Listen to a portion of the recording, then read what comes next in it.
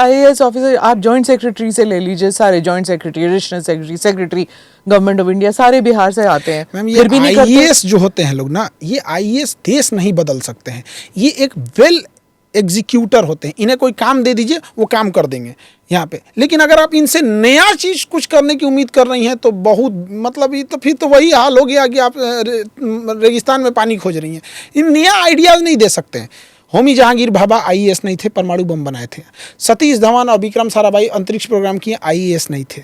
APJ Abdul Kalam परमाणु bomb missile बनाए, IAS नहीं थे। एस स्वामीनाथन हरित क्रांति चालू किए, आईएएस नहीं थे। वर्गीश कुरियन आईएएस नहीं थे। कोई बड़ा काम बताइए जो आईएएस ने किया हो।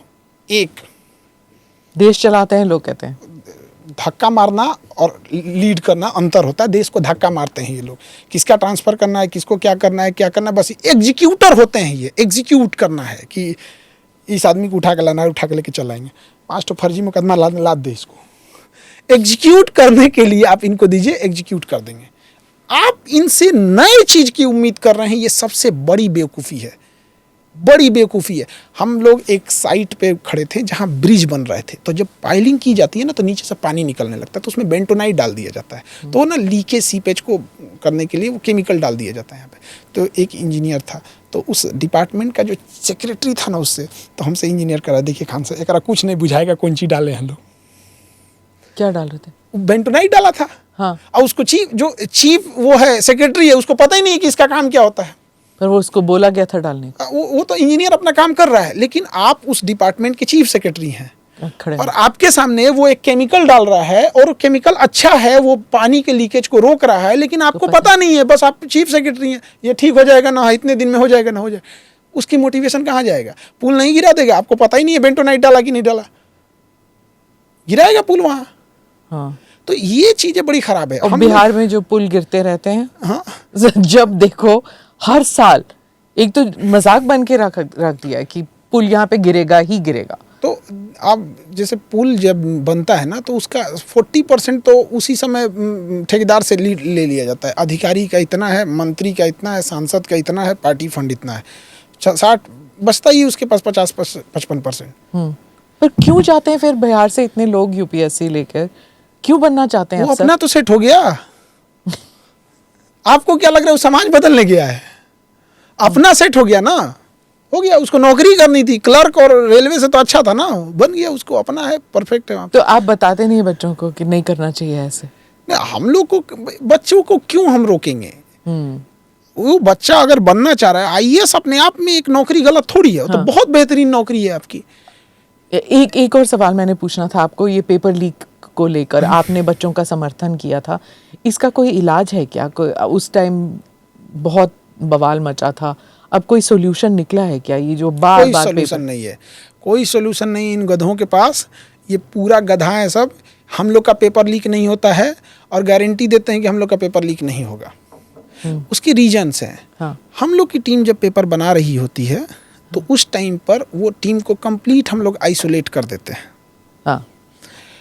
उनसे कोई, ये बेसिक बात होनी चाहिए ना। उनसे कोई मिल नहीं सकता है। इवन हम उनकी मोबाइल जब्त करा लेते हैं, जैसे बजट के टाइम होता है। हाँ, बजट के टाइम पे होता है। यहाँ पे लीक नहीं होना चाहिए यहाँ पे। तो इनके पास एक बिल्डिंग बनाए, वहाँ पे ही एक्सपर्ट लोग बैठे और वहीं पर प्रिंटिंग प्रेस हो। इन गधों का क्वेश्चन कोई और जगह से आएगा, प्रिंटिंग कहीं और से होगा और डिस्ट्रीब्यूशन कहीं और से होगा। क्वेश्चन रखा जाएगा ट्रेजरी में, ट्रेजरी इंचार्ज निकाल देगा। आप क्या कर सकते हैं? आइसोलेट करके रखना चाहिए। आइसोलेट करके रखना चाहिए आपको वहाँ पे। हाँ। तो आइसोलेशन इनके पास है नहीं यहाँ, और ये लोग का पेपर लीक हो जाता है। हम तो इतना कहते हैं कि जब क्वेश्चंस लीक होते हैं तो ये लीक करने वाले इतने शातिर होते हैं कि ये अपने अगल बगल में इस तरह से लूप होल बनाते हैं ना कि आप कनेक्शन ढूंढते ढूंढते जाएंगे, एक टाइम पे वो कनेक्शन कट जाएगा। क्योंकि जब इनके पास करोड़ों लूटे हैं तो करोड़ों के उस पैसे का ये केवल जेब में नहीं रखते हैं, बढ़िया वकील रखे रहते हैं, बढ़िया दिमाग देने वाले रखते हैं कि कहाँ से आपको लिंक टूटना है। तो आप एक समय आएगा बड़ा खुश होंगे कि हम पूरा लिंक पकड़ लिए, एक समय आएगा ये पूरा लिंक के काट देंगे, कहेंगे तो अजीब सा हो गया, यहाँ पे उसने तो बढ़िया वकील सीए रखा हुआ है। तो एक नार्को टेस्ट आता है, तो जिस पे डाउट लगता है उसको नार्को टेस्ट करिए और तुरंत शूट एट साइट, पूरा लिंक मिल जाएगा, पूरा लिंक मिल जाएगा वहाँ पे। अब आप पब्लिक होना चाहिए। नार्को टेस्ट ये नहीं कि हॉस्पिटल में लेके गए, लाइव कैमरा के सामने डॉक्टर आएंगे, नार्को टेस्ट होगा, आप क्या बोले हैं, आपका कोई पर्सनल जानकारी नहीं पूछा जाएगा कि किससे फ़ोन पे बतियाते हैं, कितना पैसा रखे हैं। टू द पॉइंट जो डिपार्टमेंटल काम है कि आप पेपर लीक में कौन कौन शामिल है, क्या आपका योगदान है, आप किसे जान रहे हैं, आप उसको पकड़ के दीजिए। इसमें क्या होता है कि कई बार हमें शक होता है कि ये इंसान गलत है, बट एक्चुअल में मेन कल्प्रिट कहीं और छुपा होता है। तो नार्को टेस्ट जब हम बात बोलते हैं तो हमने कई बार देखा है कि कई लोग हमारा समर्थन करने वाले नार्को टेस्ट का समर्थन नहीं करते हैं। तो हमको कभी कभी डाउट होता है, भाई इन नार्को टेस्ट का, कहते खान सर ये इसमें हाई कोर्ट बीच में आ जाएगा। हम कहे तू क्यों बीच में आ रहा है, कम से कम तुम तो बीच में मत आओ, हाई कोर्ट आएगा देखेंगे हम। हाँ, जैसे हम कह रहे हैं कि हम, मेरी प्राइवेसी है, आर्टिकल 21, हमारा नार्को टेस्ट नहीं कर सकते, बट हम लिखित दे रहे हैं। हाँ, हम तो अपने बॉन्ड पेपर भर रहे हैं, हाई कोर्ट में हलफनामा जमा कर रहे हैं कि मैं स्वयं समाज में ये जागरूकता आ सके। जैसे हम ब्लड डोनेट करते हैं, जबरदस्ती कोई थोड़ी निकाल सकता है हमारा, हम स्वेच्छा से जा रहे हैं देने, वो भी आर्टिकल 21 से आप जबरदस्ती किसी का ब्लड नहीं निकाल सकती। तो जो आर्टिकल 21 में प्राइवेसी है और right to liberty and personal right है, हम दे सकते हैं। वैसे हम शुरुआत करते हैं। तो कई लोग हमारे ही मतलब कहते हैं कि खान सर ये सब मत कीजिए आप, तो हमको कहते हैं कि भाई उनको तो खुद दाल में काला लगने लगता है। हाँ, तो हमने इंटेंशन कुछ और ही है। इंटेंशन कुछ और। तो हमने देखा बहुत कम लोग हमारा इस बात पे समर्थन करते हैं, तो फिर कई बार हम अकेले पड़ जाते हैं। अच्छा, आपने कहा था कि आप एनडीए में जाना चाहते थे, मेडिकल में रिजेक्ट हो गए। अग्निवीर के बारे में कुछ कहेंगे, क्योंकि बिहार से इतने सारे बच्चे जाते हैं फोर्सेस में, क्या अग्निवीर एक ऑप्शन है, जाना चाहिए आपके हिसाब से, क्या है? अग्निवीर का इतना बुरा साइड इफेक्ट आएगा। पहले उग्रवादी, नक्सलाइट या आतंकवादी ट्रेनिंग लेने के लिए छुप के कोई ट्रेनिंग कैंप करते थे, जहां उनको गोली चलाना ये सब सिखाया जाता। खुलेआम में तो नहीं सिखाया जाता। क्या पता अब कोई नक्सलाइट, कोई आतंकवादी जानबूझकर कहे कि भैया भेज दो अग्निवीर में, 4 साल बाद तो निकल ही आएगा। क्या करेंगे हम उसका? पहले क्या था कि आप बूढ़ा होके निकलिएगा, फिर किसी काम के नहीं बचिएगा। और अगर गलत इंटेंशन भी है ना, तो सेना में रहते रहते रहते रहते आप घुल मिल जाएंगे। तो अभी इतना खराब चीज़ है यहाँ पे। अब कोई 4 साल के लिए क्यों करेगा यहाँ पे भाड़ा पे?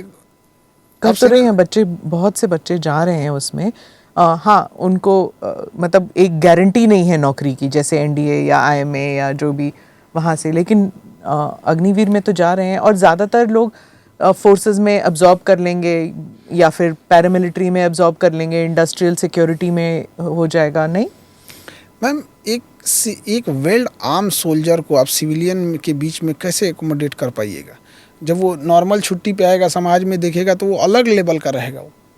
तो इसका पॉजिटिव चीज़ें कुछ है, लेकिन जब ये निगेटिव हाथ से कंट्रोल से बाहर जाएगा ना, तो बहुत मुश्किल हो जाएगा। ऑपरेशन ब्लू स्टार में क्या हुआ था? सबसे बड़ा प्रॉब्लम क्या था? उनका कमांडर आर्मी के थे, संभालना बड़ा मुश्किल हो गया था। तो ये चीजें को इन लोग को समझ में नहीं आ रहा है, पता नहीं क्या कर रहे हैं। अच्छा, एक सवाल तो हमेशा आपसे पूछा जाता है, तो मैं भी पूछ ही लेती हूँ कि आप पॉलिटिक्स में जाना चाहेंगे कभी? हाँ, देखिए, पॉलिटिक्स में एक चीज़ की सबसे बड़ी खराबी क्या होती है ना, स्ट्रेट फॉरवर्ड इंसान को पॉलिटिक्स में लोग पसंद नहीं करते हैं। तो हमारे जैसे लोगों को लोग पॉलिटिक्स में पसंद ना करें। तो हम लोग पढ़ा रहे हैं, पढ़ाने में ही खुश हैं, जो रिस्पेक्ट है, जो सब कुछ है यहाँ पे। पॉलिटिक्स में हम एक चीज़ देखें ना कि लोगों को भी ना उसी टाइप का नेता पसंद है। उसको चाहिए नहीं पढ़ा लिखा आदमी, उसको पढ़े नहीं, उसको पता है कि हम इस ब्रांड का जूता खाएंगे, यही जूता हमको मारो, इसी ब्रांड का, दूसरा ब्रांड का नहीं खाएंगे। आपका मैंने एक इंटरव्यू देखा था, आपने कहा था या बाइट था कि आजकल जो है पढ़े लिखे लोग इतना राजनीति में आना नहीं चाहते। जिस दिन वैक्यूम पड़ेगा उस दिन पढ़े लिखे लोग आ जाएंगे, तो फिर आजकल के नेता खत्म हो जाएंगे। ये हकीकत है। हम लोग को कोई इंटरेस्ट नहीं है इस सब में, पॉलिटिक्स वगैरह। लेकिन हम एक बात बताते हैं, जितना खराबी, जितना लूप होल्स हम इन लोगों को देखते हैं ना, हम कहते हैं कि कोई भी अगर आदमी सुधारने वाला आ गया ना, तो इन लोग का हाल नोकिया मोबाइल की तरह होगा। कोई नहीं पूछेगा इन लोगों को, एकदम तबाह हो जाएंगे सब। यहाँ पे सरकारी ऑफिस में जाइए तो फलाना आदमी आ रहेंगे, फूल का बुके। अरे काम करो ना भैया। यहाँ पे सरकारी ऑफिस में सबसे बड़ा शैडो कैबिनेट, कि हर पब्लिक का, जैसे कोई मिनिस्टर है तो एक उसके बगल में एक अपोजिशन का भी एक मिनिस्टर होना चाहिए, उसको शैडो कैबिनेट कहते हैं। क्योंकि आप मिनिस्टर बने हैं तो आप ऐसे थोड़ी है कि आपकी पब्लिक, आपकी पर्सनल प्रॉपर्टी है वहाँ पे। तो जैसे अभी किसी भी स्टेट में, तो उसको शैडो कैबिनेट कहा जाता है। पब्लिक अकाउंटेबिलिटी एकदम नहीं है। हमारे मोहल्ले में नाली बन के जाएगा, कोई इंजीनियर आके कह देगा अच्छा बना है, हम कह रहे हैं खराब बना है, मतलब हम किसी काम के नहीं हैं। जिस एरिया में सड़कें बन रही हैं उस एरिया का कम से कम 20% लोग, कम से कम एक फिक्स होना चाहिए। नाली बने तो 100 लोग, सड़क बने तो 500 लोग, इतने लोग हलफनामा के उसमें लिखें कि हाँ मेरे सामने इतना मसाला कब मिलाया गया। पब्लिक ऑडिटिंग पे छोड़ दीजिए, पब्लिक मार के इन लोग का हालत ख़राब कर देगी, क्योंकि फिर पब्लिक फंसेगी। अगर आपने लिखा है कि इतना मसाला का यूज़ हुआ है, फिर पब्लिक फंसेगी। अब पब्लिक करप्शन नहीं चाहती, उसको पता है, गांव का आदमी चाहता है कि हमारे यहाँ सड़क, इवन की जब नालियाँ बनती है ना, तो गांव का आदमी कहता है हमारे दुआरिया पर तो ठीक कर दीजिएगा। वो पब्लिक को हम लोग ने साइड कर रखा है। ये सब चीज़ें बहुत ख़राब है। सरकारी हॉस्पिटल में जाके देखिए, अब MRI आज जांच कराइएगा ना तो 15 दिन बाद रिपोर्ट आएगा, 20 दिन बाद रिपोर्ट आएगा। क्या मतलब बनता है? आप उसको MRI निकला उधर, आपकी चेन होनी चाहिए वहाँ बन के बैठ जाए। हाँ, तो कोई और राज्य से बाहर जाना पड़ता है बिहार में तो हमेशा, चाहे इलाज के लिए हो या पढ़ाई के लिए हो। ये खराब है कि जो पलायन होता है। देखिए, पलायन अगर पैसे कमाने के लिए हो रहा है तो वो गलत नहीं है, लेकिन जिंदा रहने के लिए हो रहा है तो ये गलत है। कोई जाके सुंदर पिचाई बन जाए, जाके सत्यम नडेला बन जाए, अजय बांगा बन जाए, विदेश में जाके हजारों करोड़ की सैलरी ले, अमीर बनने के लिए पलायन हो रहा है तो अच्छी चीज़ है। जिंदा रहने के लिए पलायन हो रहा है, ये बिहार में हो रहा है। पोस्ट कार्ड इकोनॉमी या क्या टेलीग्राम इकोनॉमी जो भी कहते हैं, जो हर महीने 500 रुपए 100,000 रुपए जो भेजते हैं ताकि रोटी कपड़ा ही मिल जाए, वो खराब है बहुत ज्यादा। अभी भी चल रहा है ये लंबे समय तक चलते आ रहा है। इन लोग को अभी भी समझ में नहीं आ रहा। अभी भी इन बिहार के लोगों को एक चीज़ नशा सुंघा दिया ना कि हमारे यहाँ फैक्ट्री नहीं है। जिस दिन बिहारियों को ये समझ में आ जाएगा भैया फैक्ट्री नहीं, पूंजी की कमी है, हमको पूंजी दो, कैपिटलाइजेशन दो। अगर किसी को मान के चलिए उसे बिना नॉलेज का पूंजी भी देंगे तो बर्बाद कर देगा। कोई निकला मछली पालना है, उसको यही नहीं पता है कि मछली के लिए जो तालाब बनाए जाते हैं उसका साइड का एरिया खड़ा होना चाहिए, तिरछा ढाल होना चाहिए। 4 फीट का तालाब है तो 3 फीट पानी रखेंगे कि 2.5 फीट पानी, उसको नॉलेज ही नहीं है। यहाँ पे उसको ट्रैप लगाएंगे कि नहीं, चूना कब डालना है, ना खाना मछली का कब देना है, उसमें एरिएटर चलाना, नॉलेज ही नहीं है। तो ये भी बहुत खराब चीज़, क्योंकि डूबेगा, और डूबेगा तो 10 आदमी का मनोबल डूबेगा। तो उसको प्रॉपर पहले एक एरिया होना चाहिए। आप प्रॉपर उसको 1 महीने की ट्रेनिंग दीजिए, फिर उसको एग्जाम लीजिए, गड़बड़ हो गया तो दोबारा भेजिए। जब पूरा प्रॉपर हो गया तो उसको एक जगह पॉन्ड दिखाइए, फिर उसको प्रैक्टिकली पूछिए कि गहराई कितनी है, क्या है। आपके तालाब में किसी ने जहर फेंक दिया, मछली को बचाने के लिए एट ए टाइम क्या कीजिएगा। तो ये सब चीज़ें होनी चाहिए उसको। अगर वो सीख गया तो उसको आप स्किल दे दीजिए, यहाँ पे हो गया काम खत्म। और उसमें भी प्रॉपर होना चाहिए कि हाँ इतने पैसे हम आपको तालाब बनाने के लिए देंगे, इतना पैसा हम आपको मछली खरीदने के लिए देंगे। तो एक सिंपल सी बात बता रहे हैं कि हम केवल ऐसा नहीं करें केवल मछली। कोई ब्रेड बनाना चाहता है तो हम उसको लोन के रूप में वो मशीन दे सकते हैं, ये वाली मशीन लो, मिसयूज नहीं करेगा उसको। नहीं तो पैसा लेके ना वो घर बनवा लेगा, तो फिर पैसा लेके भागेगा, NPA होगा, बैंक डरने लगेगा। एग्रीकल्चर में यही करना पड़ेगा, ये सब्सिडरी इंडस्ट्रीज वगैरह खोलनी पड़ेंगी। नीतीश बाबू से मिले कभी? हाँ, इनसे मिले हैं बहुत। देखिए, नीतीश कुमार एक वरदान रहे बिहार के लिए। यहाँ पे अभी स्वास्थ्य थोड़े गड़बड़ हो गया तो इनके बिहार पे डिसीजन कोई और ले रहे हैं। तो अब नोकिया के मोबाइल, अब आईफोन के डिब्बा में अब नोकिया थमाएंगे तो फिर तो जो खोलेगा तो जान जाएगा। पर वो कहते हैं लाडला है बिहार का, अभी भी इलेक्शन के लिए। नीतीश कुमार ने जो काम किया बिहार के लिए बहुत, मतलब इंफ्रास्ट्रक्चर से लेके हर चीज़ में नो डाउट, मतलब बहुत काम किए। लेकिन अभी स्वास्थ्य, मतलब इनके जगह पे कोई डिसीजन ले स्वास्थ्य कारण से, तो कोई इंसान, अगर शेर भी एक टाइम पे बूढ़ा हो जाता है। पर इनके पास अब पार्टी के पास और कोई चेहरा नहीं है। हाँ, और बीजेपी के पास भी कोई चेहरा नहीं है। इन्हीं को आगे रखेंगे। ये तो है ही, जब तक जिएंगे तो ये तो यही रहेंगे, नवीन पटनायक की तरह। हाँ, वैसे ही कह लीजिए यहाँ पे। लेकिन काम बहुत किया इन्होंने। प्रशांत किशोर एक नई उम्मीद के साथ आए हुए हैं यहाँ पे। लेकिन देखिए, लोग इनको ना कमियां निकालने की जगह ये कह रहे हैं कि पांडे हैं। यार, जाति पहले आदमी की कोई खराबी लगे, कोई विजन खराब हो, किसी के पैसे लूट के भाग गए हों, नहीं स्वर्ण जाति के, नहीं खराबी क्या है इनमें, तो मतलब आप सोचिए, मतलब इनकी जाति ये है, यही इनकी, मतलब इतना मेहनत करके इस इंसान में कमी निकाला गया क्या कि फॉरवर्ड जाति के हैं। तो क्या कीजिएगा। हालांकि एक पूरे गांव में घूमकर और लोगों को जागरूक करना, ये अपने आप में एक चैलेंज है। चंद्रशेखर जैसे कर रहे थे पद यात्रा, थोड़ी बहुत उसकी तरह ना, उनकी तरह। तो एक बार गांव में जब घूमते हैं तो समझ में आता है गांव की एक्चुअल प्रॉब्लम क्या है। इसी में बैठ के गांव की प्रॉब्लम नहीं दूर किया जा सकता। हाँ। उनकी अलग टाइप की मूलभूत समस्याएं होती हैं। अब जैसे लोग पुलिसिंग की सुधार करने की बात कर रही होती है, एक्चुअल में पुलिस को सुधारने की जरूरत नहीं है, थाने को सुधारने की जरूरत है। आईजी, डीआईजी, डीजीपी, ये डीआईजी, एसएसपी, डीएसपी, ये पब्लिक को, इनको देखी भी नहीं रहती पब्लिक। फिल्मों में देखिए कि 5 को 6 को तारा लगा होता है, वो गाँव का आदमी बस दरोगा पहचानता है, सिपाही। तो आप पुलिस स्टेशन सुधारिए तो गाँव में घूमने के बाद समझ में आता है ये नक्सलवाद ऐसे ही तो बंद हुआ था कि आप जब तक आप जो पुलिस स्टेशन है, थाना है, उसको फोर्टिफाई नहीं करेंगे तब तक नहीं होगा। राहुल गांधी इतना असफल होने के बाद भी खड़े रहना, मतलब हमको लगता है कि कोई आदमी 5 बार 6 बार अगर 3 जितना तरह से ये हारे हैं, अगर उस तरह से कोई बड़ा नेता हार जाए तो उसका करियर ख़त्म हो जाएगा। लगातार कई बार असफलता के बावजूद भी बने हुए हैं और मतलब सुधार कर रहे हैं, ये चीज़ें कर रहे हैं, तो अच्छा मेहनत कर रहे हैं। ये इनकी खासियत है कि पार्टी की खासियत है कि मजबूरी है? अब कुछ भी कह सकती हैं, क्योंकि फिर एक ये होता है ना कि कई बार देखा गया है ना कि जो ये मजबूरी में भी कई बार क्या होता है ना कि डायनेस्टी चलती रहती है, क्योंकि फिर हम अगर चेंज करते हैं तो पार्टी ही टूटने का डर हो जाता है। तो ये भी हो जाता है। हालांकि पार्टी में तो अभी अध्यक्ष पद तो इनके पास है नहीं, क्या फर्क पड़ता है? क्या ही फर्क पड़ता है। हाँ, तेजस्वी यादव, देखिए लालू यादव जी को जो समाज में जो राज मिला था, उसमें एक सबसे बड़ी खराबी क्या थी ना कि एक जो बैकवर्ड और फॉरवर्ड का जो गैप था वो डरावनी स्थिति में चला गया था। कि अगर कोई ऊंचे जात का आदमी है, अगर गुंडाई कर रहा है तो बाहुबली है। गुंडा तब है वो जो छोटी जाति का है। अभी भी ये बिहार में है कि आप गुंडा तभी हैं जब आप थोड़ा सा बैकवर्ड हैं, अदरवाइज में आप बाहुबली कहलाएंगे, फायर ब्रांड कहलाएंगे, ये कहलाएंगे, वो कहलाएंगे, माफिया का खूब से खूब माफिया कहलाएंगे, गुंडा अपराधी नहीं कहलाएंगे। तो वहाँ पर वो जो गैप लगा और उसके बाद जो क्राइम हुआ, तो ये अपनी छवि उसको निकाल के, क्योंकि क्रिमिनल्स और इस बैकग्राउंड वो तो लालू यादव ने किया। हाँ। इनके में वो चीज़ें नहीं, ये साइड हो गए। और सबसे अच्छी चीज़ क्या लगती है कि जो बात ज़रूरत की है, जैसे रोजगार की है तो रोजगार की बात करते हैं, महंगाई की है तो महंगाई की बात करते हैं, तो जो रियल मुद्दे हैं उसकी बात करते हैं। और यही एक आदमी को चाहिए, एक महंगाई कंट्रोल रहे, लोगों को रोजगार मिले। अब जहाँ बिजनेस नहीं है बिहार में, वहाँ लोगों को रोजगार ही चाहिए। एक रोजगार अगर घर में एक मिल जाता है तो एक पूरा परिवार खींच ले जाता है। तो रोजगार की बात तो लालू यादव ने सही किया कि तेजस्वी को आगे किया और तेज प्रताप को साइडलाइन किया।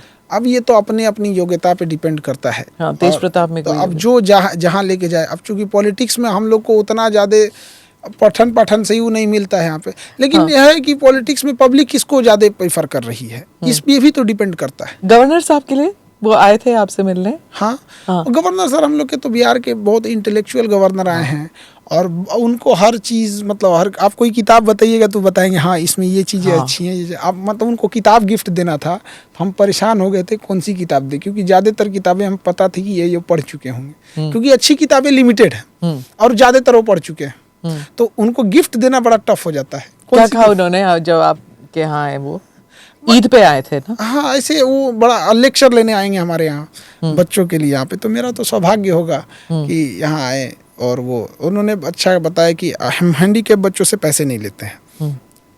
उन्होंने कहा कि इस चीज़ को और आगे रखना है। और अभी हम लोग की इस बात पे बात चल रही थी कि यूनिवर्सिटीज़ जो हैं वो थोड़ी सी टाइमली हो जाए, तो इसको लिए कैसे वर्क करना है।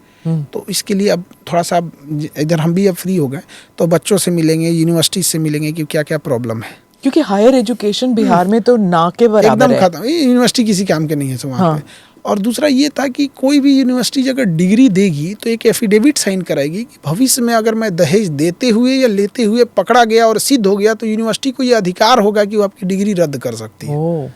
तो अगर ये सिस्टम हम लोग ले आ सके तो हम तो गवर्नर साहब से बहुत रिक्वेस्ट किए।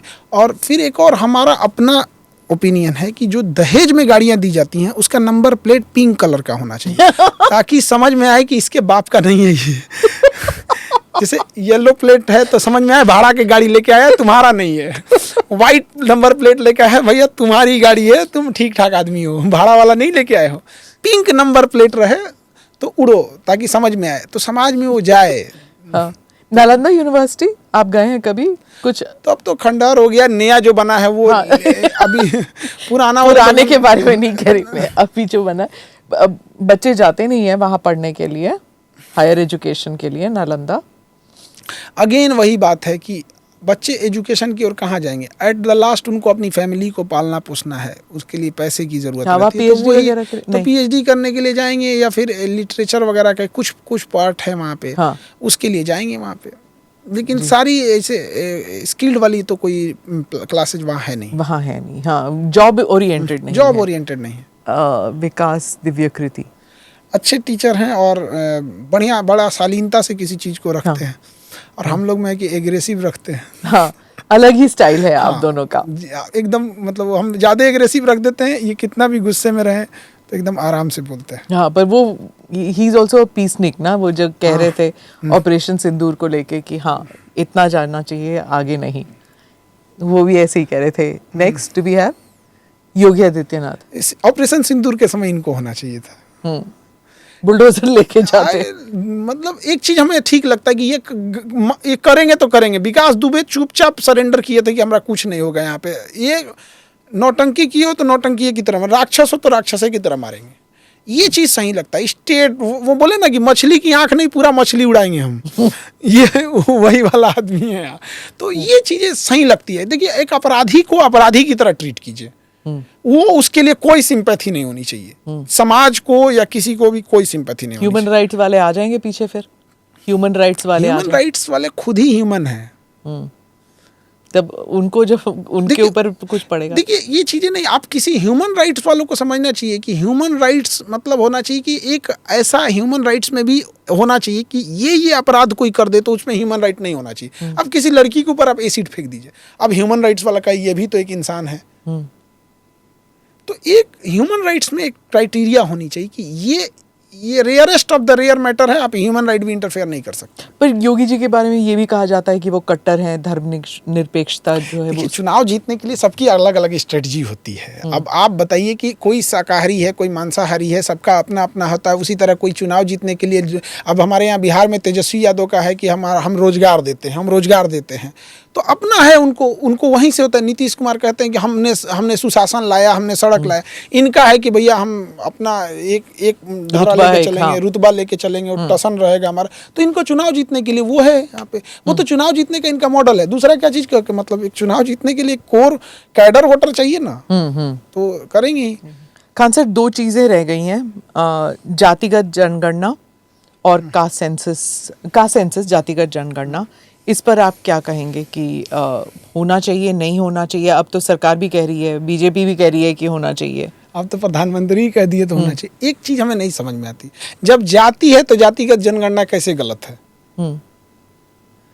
अजीब सी बात है। आप जाति ही खत्म कर दो। हम तो कहते हैं कि लोग अपने मन से जो टाइटल लगाना है लगा दे, धीरे से अपने से जाति खत्म हो जाएगी। वो फिक्स है ना कि ये जाति वाला ये लगाएगा। तो हम तो कहते हैं, मतलब हम अपनी बात बताते हैं, अगर कोई हमें मेरी जाति को लेके सताता कि भाई तुम नीचे जाति की हो, तो हम क्या करते हैं, हम अपने नाम के आगे वही वाला जाति का टाइटल लगा देते जो सबसे बड़ी जाति के पास था।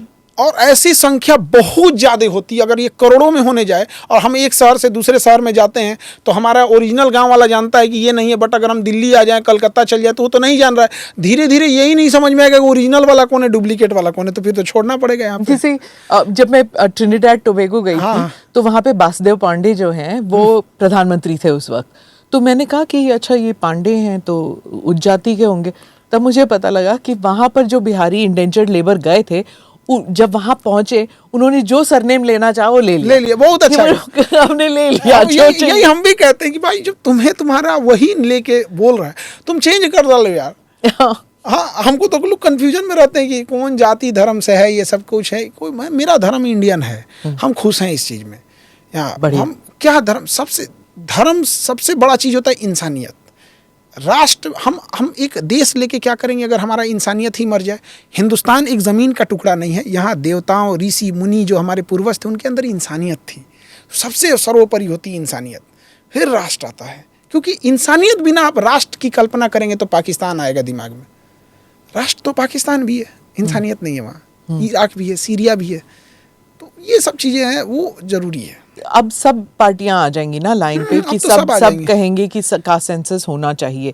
लेकिन जहां पर हुआ, जैसे कर्नाटका में उन्होंने कहा सर्वे किया, सेंसस नहीं किया, सर्वे था। बात वही है, बस उसको सर्वे नाम दे देते हैं लोग। हाँ वो कॉलम अलग होता है, अलग, बट हाँ उसमें आ जाएगा। पर आप फिर एनआरसी भी और सीए तो हो ही गया, पर क्या आप समझते कि एनआरसी भी होना चाहिए? किसी भी देश के लिए एक नेशनल रजिस्ट्री होनी चाहिए कि आप सिटीजन हैं कि नहीं हैं। उससे पहले उस देश की बात कीजिए जहाँ पर आप 10-5 हज़ार रुपया खर्चा कीजिएगा तो आधार कार्ड सुधर जाएगा इधर से उधर। ये ज़रूरी होना चाहिए। जो खैर मतलब इल्लीगल तरीके से इंडिया में घुसे बांग्लादेशी हैं, जो रोहिंग्या हैं, उन्हें ये बात पता था कि मेरे में कमी है। वो क्या किए, कहीं ना कहीं से अकाउंट कुछ कहीं से खुलवा लिए, उसके बिहाफ पे वो क्या कर लिए, अपना कुछ आधार सुधरवा लिए। अब एक बार आधार सुधर गया तो उसके लूप होल से ड्राइविंग लाइसेंस से ये करते करते सब बनवा लिए। वो ज़्यादा एक्टिव हैं। जो ओरिजिनल इंडियन है उसको टेंशन ही नहीं है, फंस ना जाए ये डर इस बात का है। आज म्यांमार में सड़कों पे टैंक चल रहा है, एक म्यांमार वाला घुस के दिखा दे, नहीं घुस सकता है यहाँ पे। और रोहिंग्या आपका करोड़ों घुस गए, सब बांग्लादेशी करोड़ों घुस गए, कहाँ ले जाएंगे इन सबको? तो कम से कम बांग्लादेश में चिकन नेक का एरिया कब्जा करके वहीं बसा दे, फेंसिंग मार दे, स्वतंत्र देश घोषित कर दे, खत्म कहानी। कुछ तो कुछ करेंगे ना। हाँ तो पहले जो इंटरनल प्रॉब्लम्स है उन्हें सुलझाना पड़ेगा, ये एनआरसी के मैम वो एनआरसी सीए एकदम ज़रूरी है। बट अगेन हम बता रहे हैं कि यहाँ पर आप कुछ भी पैसा दे के कोई डॉक्यूमेंट बना सकते हैं। या आपको बीएड करना है, पैसा दीजिए, बीएड की डिग्री आ जाएगी। आपको ग्रेजुएशन करना है तो 2 डिग्री है, पैसा दे के करना है अलग है, पढ़ के करना है अलग है। यहाँ कौन सी डिग्री नहीं मिल रही है? तो ऐसा लगता है कि जैसे एनआरसी वहाँ पे सर्वरे हैक कर देगा वहाँ से। एनआरसी का भी डाटा कोई ह्यूमन ही भरता होगा, जैसे हमारे आपके लैपटॉप में कोई डाटा होता है, वहाँ से कैसे नहीं भर देंगे यहाँ पे? तो ये, और इसका सबसे बड़ा शिकार बनेंगे जो ओरिजिनल गरीब इंडियन है, वो नहीं बना पाएंगे। उनको पता ही नहीं आधार कार्ड क्या है। सड़क ट्रेनों में देखिएगा, रेलवे स्टेशन पे बंजारा की तरफ बेचारे गरीब हैं, कहीं झोपड़ी डाल के रहे हैं, उनको क्या समझ में आएगा आधार सुधारने के लिए यहाँ पे? और अच्छा वो बेचारे दिल के साफ हैं, उनको पता ही नहीं है एनआरसी क्या है। दिक्कत भी तो हो रही है अभी। जैसे बिहार में लैंड रिकॉर्ड सब कंप्यूटराइज होना है। हाँ। पेपर नहीं है किसी के पास, पता ही नहीं कि दादा ने किसको जमीन दे दी, पेपर नहीं है, क्या करेंगे? पर करना तो पड़ेगा ना, कभी तो कंप्यूटराइज करना पड़ेगा सब कुछ। तो ये सब दिक्कतें होंगी। ये जो जब चेंज होता है तो गरीब के लिए मुश्किल है, पर करना तो पड़ेगा, कभी ना कभी तो करना पड़ेगा। अब हम देखें ये बांग्लादेशी, अब पकड़ के भेजो यार, नहीं तो भेजो मेडिकल कॉलेज में उसको। तो कुछ लोगों को किया तो फिर वहाँ पे प्रोटेस्ट आ गया कि आप गेट खोल के ज़बरदस्ती लोगों को आप धकेल के यहाँ पे बांग्लादेश भेज रहे हैं। तो बांग्लादेशी है तो इसलिए भेज रहे हैं, खत्म कहानी। अब बांग्लादेश से भी हम डर जाएं तो फिर मैम अब तो फिर हम किससे लड़ेंगे? तो फिर हथियार फेंक देते हैं, अशोक की नीति अपना लेते हैं, धम्म नीति, आराम से, और युद्ध को त्याग देते हैं।